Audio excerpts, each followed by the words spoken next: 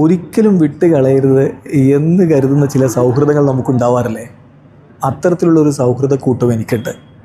ചെറിയ പ്രായം മുതലേ ഒരുമിച്ചുള്ളവരാണ്. ഒരു 8 പേര് മാത്രം അടങ്ങുന്ന ഒരു വാട്സാപ്പ് ഗ്രൂപ്പായിട്ട് ഞങ്ങളതിനെ മാറ്റിയിട്ടുണ്ട്. അപ്പോൾ അതിൽ കഴിഞ്ഞ ദിവസം ഒരു സുഹൃത്ത് എന്നെ മെൻഷൻ ചെയ്തുകൊണ്ട് ഒരു സ്ക്രീൻഷോട്ട് ഇട്ടു.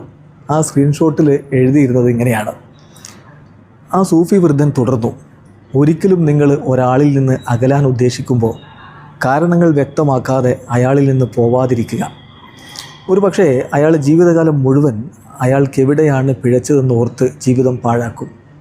അപ്പോൾ ഈ മെസ്സേജ്, ഈ സ്ക്രീൻഷോട്ട് വന്നതിന് തൊട്ട് പിന്നാലെ ഒരു മെസ്സേജ് കൂടി അയച്ചിട്ടുണ്ടായിരുന്നു. അതിലുണ്ടായിരുന്നത്, നിൻ്റെ കാര്യത്തിൽ ഒരു തിരുത്തുണ്ട്, നീ ജീവിതം പാഴാക്കിയില്ല.